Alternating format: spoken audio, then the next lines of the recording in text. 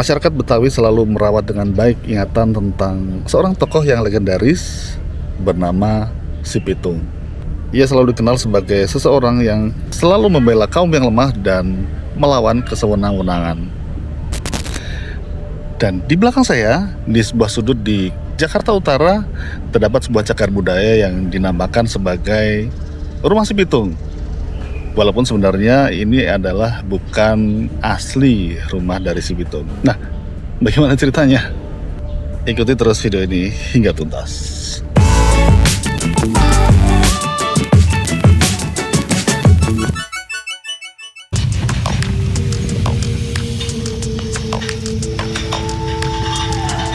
Pada suatu siang yang masih basah oleh sisa hujan di Jakarta Utara, saya mulai perjalanan dari Tanjung Priok menuju Marunda dengan menggunakan angkutan kota, seperti warga lokal, melewati hiruk-pikuk kawasan sekitar pelabuhan yang seolah tak pernah berhenti bergerak. Di sini, Jakarta seperti tampil begitu apa adanya. Tidak ada gedung cakar langit yang menjulang, juga tidak ada gemerlap wajah-wajah manusia dengan fashion terkini. Yang ada adalah kehidupan sehari-hari masyarakatnya yang keras dan penuh perjuangan.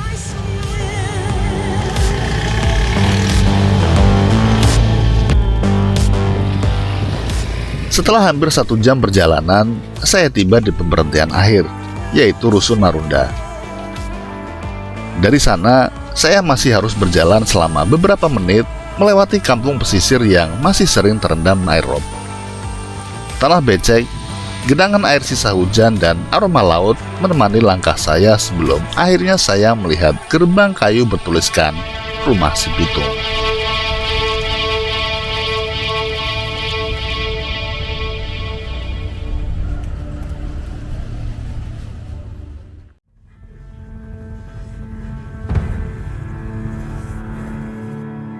Dalam memori kolektif masyarakat Betawi, kisah hidup Si Pitung telah menjadi legenda yang dituturkan dari mulut ke mulut.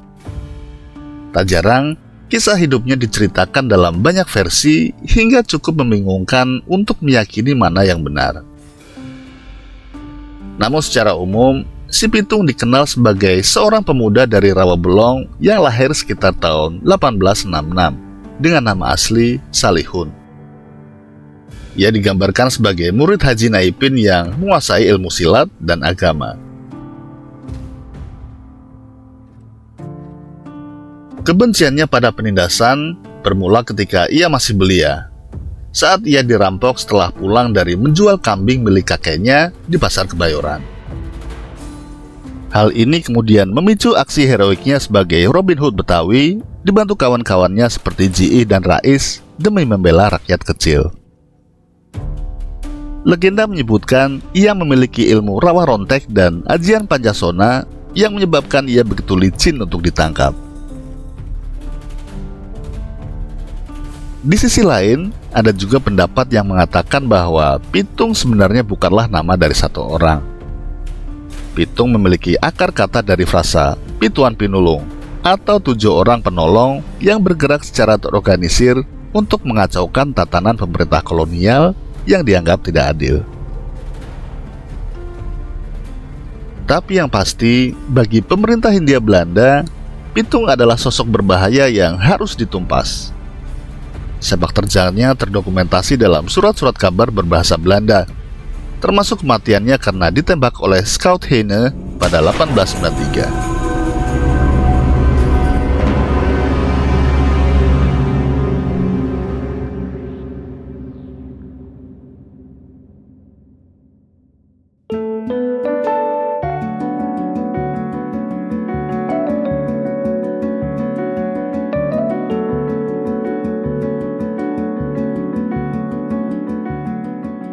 Situs Rumah Si Pitung ini dulu terletak di daerah pinggiran Batavia yang disebut sebagai Omelanden.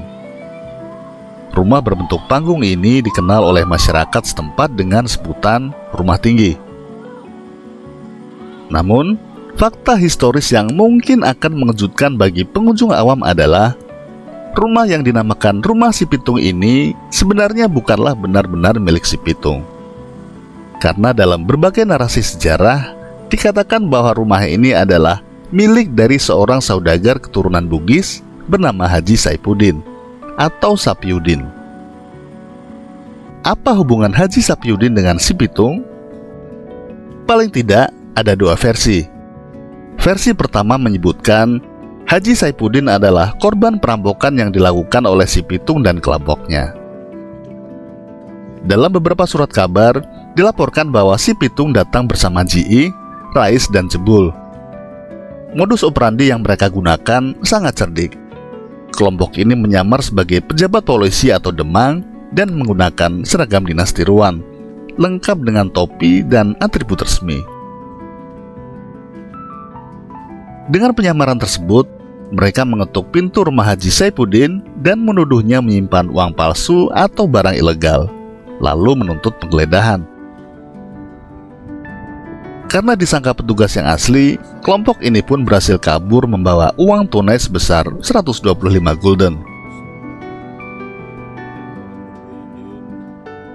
Tapi versi lain yang juga populer di kalangan masyarakat Betawi menyebutkan bahwa Haji Saipuddin sebenarnya adalah kawan dekat si pitung, dan perampokan hanyalah skenario atau kesepakatan bersama untuk menipu pihak Belanda. Si pitung sendiri disebut-sebut sering mendatangi rumah ini untuk bersembunyi dari kejaran aparat kolonial. Untuk menghindari kecurigaan mata-mata Belanda yang sering mendatangi rumah tersebut, keduanya merencanakan aksi perampokan palsu. Rumah Haji Sapiuddin dibobol secara sandiwara, sehingga Belanda tidak lagi mencurigai bahwa rumah itu menjadi basis persembunyian. Mana versi yang benar? Perlu pembuktian lebih lanjut oleh para ahli sejarah. Tapi paling tidak, satu hal yang menjadi benang merah adalah nampaknya si pitung memang benar pernah singgah di tempat ini.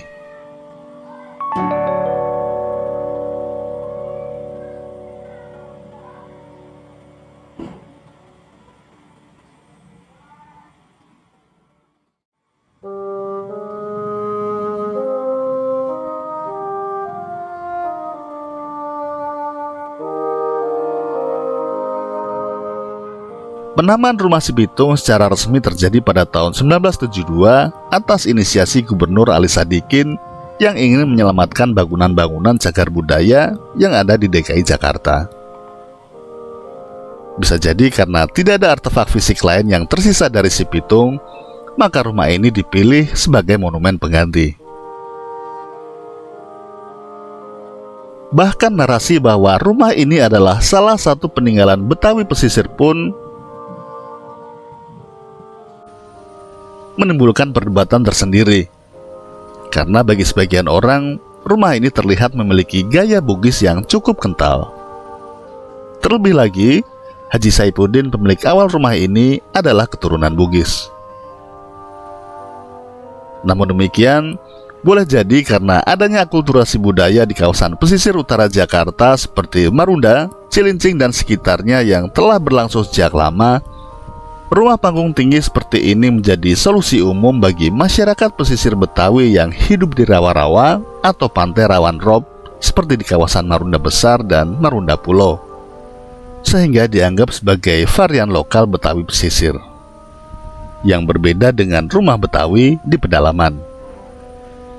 Fitur pembedanya tentu saja adalah adanya tiang-tiang kayu setinggi kurang lebih 2 meter yang berfungsi untuk mengantisipasi banjir rob yang rutin terjadi di Marunda.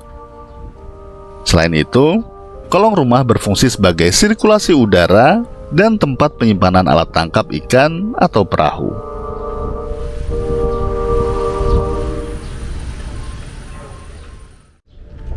Dan di sini kita nggak hanya bisa cuma lihat-lihat bangunannya dari luar, tapi kita juga bisa melihat-lihat ke dalam. Kira-kira ada apa di dalam rumah orang Betawi di zaman dahulu. Jadi yuk kita masuk ke dalam.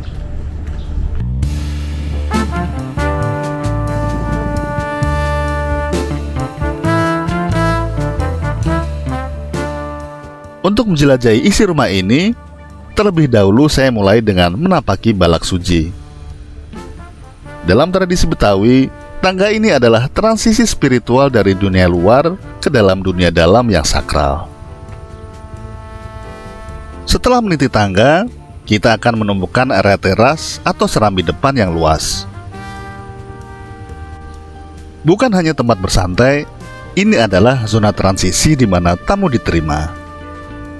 Di sini pula, tamu yang belum dikenal akan ditahan sebelum diizinkan masuk ke dalam ruang privat. Meja dan kursi kayu antik yang ada sekarang adalah replika yang merepresentasikan suasana jamuan tamu di masa lalu. Di sini kita juga akan menemukan motif gigi balang, ornamen berbentuk segitiga berjajar khas arsitektur Betawi yang ada di dinding, yang biasanya juga menjadi penghias di bagian tepi atap.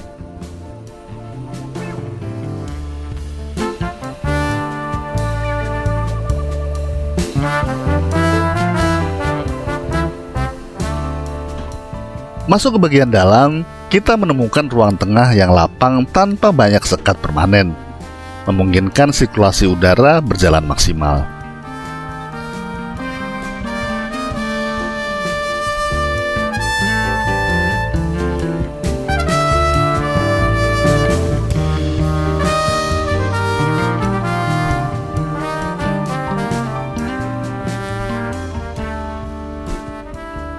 Di sudut ruangan, terdapat pangkeng atau kamar tidur. Di dalam pangkeng, terdapat tempat tidur kayu dengan tiang berkelambu. Kelambu ini bukan hiasan semata, melainkan perlindungan vital dari nyamuk malaria yang ganas di daerah rawa-rawa pesisir.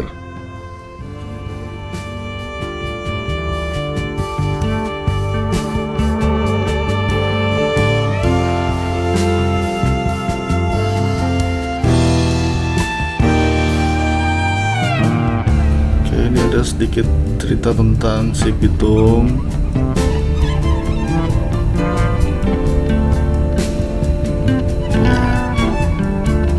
Nah, ini ceritanya adalah ruang makan.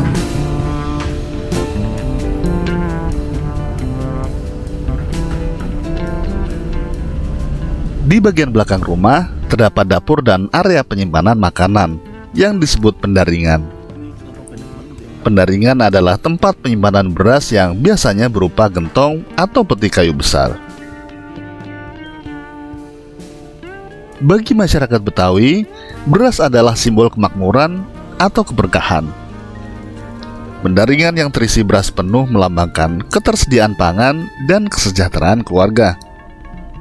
Di sini juga terdapat rak-rak piring, tungku kayu bakar, dan peralatan masak dari tanah liat atau tembaga yang melambangkan keberadaan dapur. Walaupun ini sebenarnya hanya merupakan simbol saja, karena dapur yang asli dahulu terletak terpisah di belakang rumah dan langsung menghadap sungai.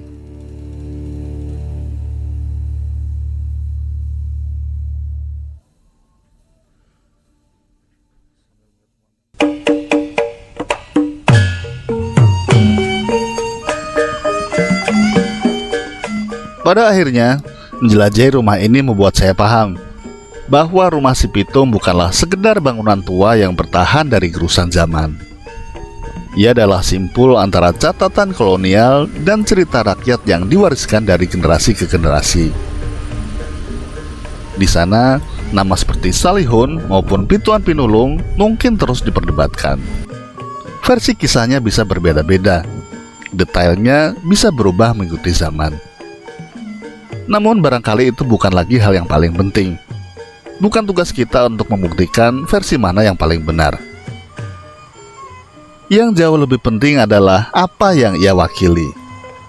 Sosok yang kita kenal sebagai si pitung adalah simbol keberanian, perlawanan terhadap ketidakadilan, dan keberpihakan pada mereka yang lemah.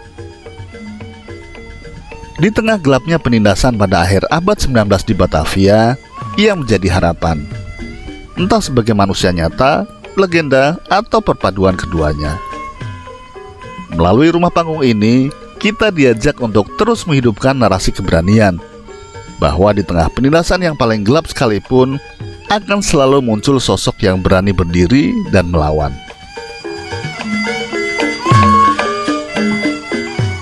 Marunda akan terus mengenang langkah kakinya, dan rumah tinggi ini akan tetap menjadi saksi bisu bagi sang legenda yang terus hidup dalam hati masyarakat Betawi. Saya Anjas, sampai jumpa pada cerita selanjutnya. Wassalam.